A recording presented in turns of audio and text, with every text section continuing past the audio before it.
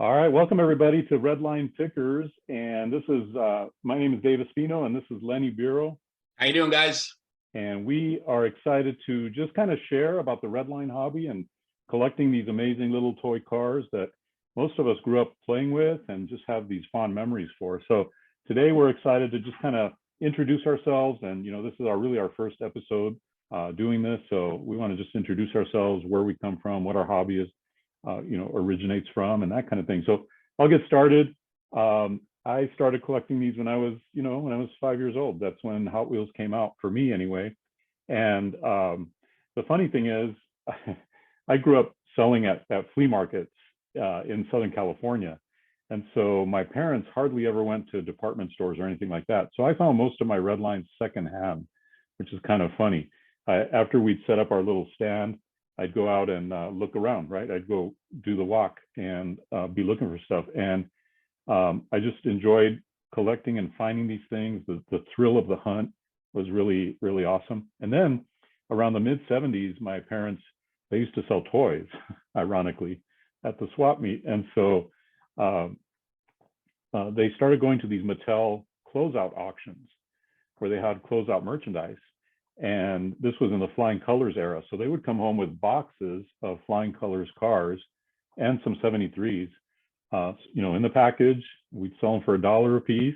And now I look back at it, it's like, man, if I would have kept the yeah. I mean, I remember selling, the super van with the KGW or the radio station. I remember selling those, like, what station is this? I never heard of it. And it's like $1, whatever. So we sold some of those. We sold a lot of the Flying Colors, the 74s, the Winnipeg. I remember that one specifically.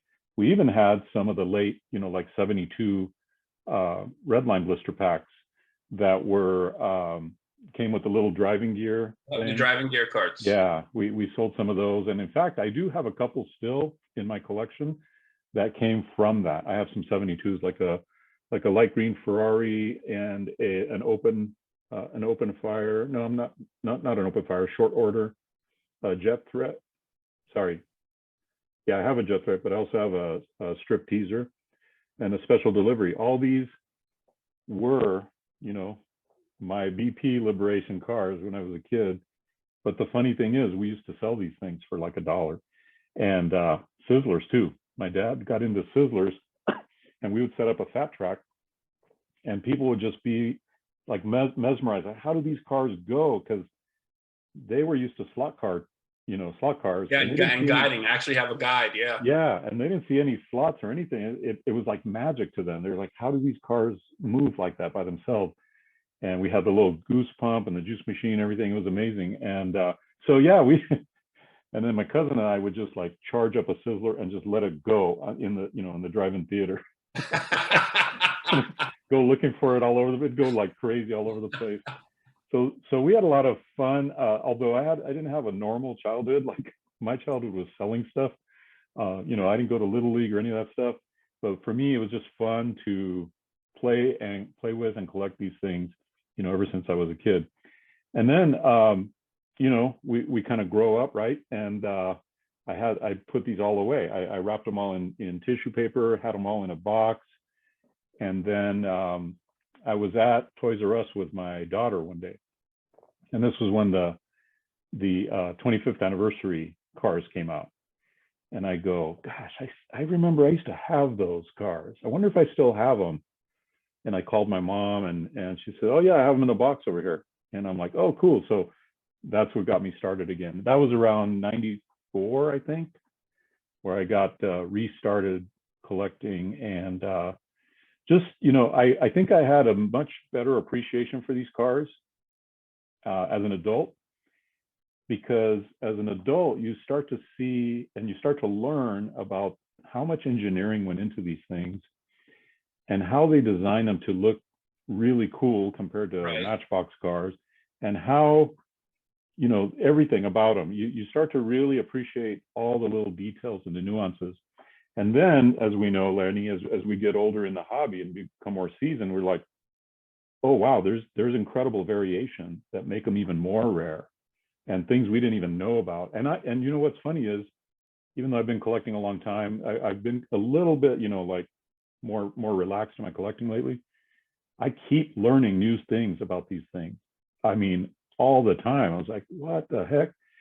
You know, when I was heavy into when I was heavy into collecting, I was like, what? I didn't know what a bone line was, and now there's this thing called a bone line Mustang.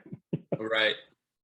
So. Yeah, absolutely. I mean, I just had a sale with nothing but flying colors, and I learned a lot about flying colors. You know, that's not really where my collecting focus is, and my story is a little bit different than yours. Yeah. You know, I didn't grow up playing with red lines, right? My dad did, so that's basically how I got involved in Hot Wheels. You know, I have an antique background, like you, not specific to toys, but general antique. So, you know, my dad started with salt tips and evolved to baseball cards and then evolved to die cats. But I can certainly remember being woken up at 4 o'clock in the morning as a 7-year-old kid, getting drug out to the flea markets to treasure hunt. You know, that was fun. You know, it wasn't fun for a 7-year-old, but you know, you do what your dad says because you want to help him. But he certainly did instill like a lot of that passion in me. And I can remember, you know, when he was building his collection. Now, this was obviously a completely different time, right? We're talking 30 years ago. Out at the flea market, I remember this day vividly, and this is what fuels my fire for my favorite casting. Walking around a Perkiomen flea market in Pennsylvania, and there was a gentleman there. His name was Joel, and he did trains, and he got die cast because, you know, die casting train layouts and stuff like that. Yeah. So this was, he had a blue 442. I remember it clearly. This was the first time we had ever seen a 442, right? And the only value guide we had to go at that time was a little blue Hot Wheels collector's guide. And in that little blue Hot Wheels collector guide, it said, the 442 is one of the most desirable cars and could be worth as much as $75 today. Unfortunately, Joel wanted $125, so we didn't buy it. Oh, man. So yeah, I mean, from there on, you know, my dad collected very aggressively. All of the early publications where you had to do everything through the mail wasn't so socially prevalent as it is now. And I think I started my own personal collection probably when I was around 15 or 16 years old. I've gone through 3 or 4 collections in that time, and I can just see how my collecting tastes have grown and things like that. But I love these cars, and of course my favorite car is the 442. I have a passion for it. I've got 62 of them up there, 62 loose ones. So yeah, I just love these little cars, and you're right. The more we're around the hobby, the more we learn about these little variations and little things that make a difference in value, you know? Right. So yeah, it's fun. And as with any hobby, I collect what I like. Like, I don't collect every single Redline. There's just cars that I don't like. I collect what I like. I'm a muscle car fan. I drive a 65 Barracuda, and that's the basis of my collection is muscle cars. Yeah. And there's just something magical about those, because even like real muscle cars, they take you back to a time. You know, absolutely. Like I tell people, you know, I used to own several muscle cars, and even though I wasn't old enough to drive, man, they made an impact on me as a kid. I just remember these machines rumbling through the neighborhood, you know, and screeching out and making this noise, and just feeling like, man, that feels like freedom and power and power. fun. Yeah, for sure. So now it's amazing that you can transfer these feelings to these little toy cars, and it's a testament to how well they did this job, Mattel did, in replicating these cars, and, you know, even resizing, reproportioning them so they look right, you know, that kind of thing. Yeah, it's pretty amazing. And so, like you, I don't collect every Redline. I'm not one of those completists. And just like you, there are certain cars I really don't care if I ever own one or whatever. But what I do like is just there's nothing like a super clean, minty, you know, right out of the blister pack custom that is in an unusual color. To me, like, that's my collecting, you know, preference. Is I like cars that are in unusual colors, and I always have. And the interesting thing about it, and this is just a little bit my collecting philosophy is, or preference, I should say, is because Mattel, you know, they were making toys for boys. Most of the cars were blue, aqua, purple, maybe some red. I see where you're going. I Yeah, see where and you're so going. and so I personally like, and I've always been known for this. When we used to do the Redline guys meetings in SoCal, is I had like the brightest colors. I always have like the limes, the apple greens, the creamy pinks, the not so much hot pinks, but and I'm into them. Don't get me wrong, but I just love those bright colors, and they also happen to be harder to find. Oh So yeah, absolutely. yeah, Yeah, so it's interesting that you bring that up because so in I think it was early 2018, I had gone through some personal stuff in my life, which mhm, had caused me to sell off my collection at the time. It was, it's what I needed to do for me to get through the stuff that I needed to get through in my life, right? So when I right, started back again in 2019, I had decided that I was going to focus on chasing down the rarest, the hardest to find colors first, right? And you keep seeing me look over here because I'm just looking at my cars.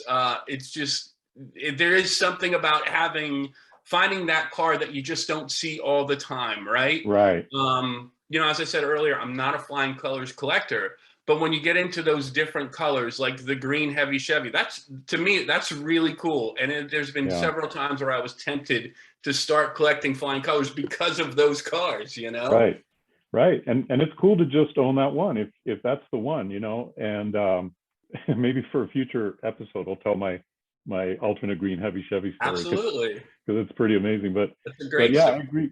I agree. I think for me, because I have that swap meet background and similar to you, the antique trading background, I got really big in buying Redline collections. And in 90, well, whenever I started, one of my first contacts was actually Mark Simon. I remember And Mark. yeah, he was running an ad in the recycler and just a little throwaway paper, right? And he said, I buy Hot Wheels. And I was very new, I was brand new. And I was like, well, maybe, and I needed some money. So I think he might be one of the first people that I sold any of my childhood cars to. I didn't sell them all though. But anyway, yeah, of course, I came to find out he was Mark Simon later, right? But the point is that once I saw him do that, I was like, oh, I can run ads too, you know, Yep. and I can buy collections and then I could keep the ones I want. And what ended up happening was I ended up buying a lot of collections and going through a lot of cars in a decent period of time. And then we started the Redlines online website and that blew up. But what that showed me was, you see the commons go through, the commons come through, the commons come through, so that you develop an eye. And then suddenly when you see that one color that's like, wait a minute, I haven't seen this I before. had seen this one before. Yep. You're like, okay, I want that one. Yeah. So it's just kind of it was a fun way to learn a lot about the hobby, is through real experience, like not through a book and not through, um, what people believe, but actually just seeing a flood of cars coming through, a river of cars, shall we say, and then just noticing what's unusual and what's hard to find that way. Absolutely. There's nothing better than true life experience. Nothing Yeah, better. yeah. And the only thing that's close is, of course, hanging out with other collectors that know what they're talking about and that really are veterans in the collecting game and that can help teach us, and we can learn from. And so that's also good. And that's why I think this is great that we're doing this, because you've been very, very active continuously. And so you're one of those experts. You're one of those people that really knows their stuff with Well, Redlines, thank you. So it's going to be fun to just talk about them. I look forward to like talking about specific castings, what's Oh unusual about yeah. them, I think stuff like that. I look forward to that too. And yes, of course, my knowledge is obviously geared more towards the castings that I collect, right? Right. But as we're talking about that casting community, we get to know other collectors and the castings that they chase, right? And so I Yep. think, in future episodes, right, if we keep this going, we can certainly have some of those guys on, some of the guys who chase and collect the concept cars that me and you necessarily don't collect, right? Yep. Because they have their own world of variations, Right. and those guys those guys have a passion for those cars that maybe me and you don't, which is great, because maybe they don't care about our customs, you know?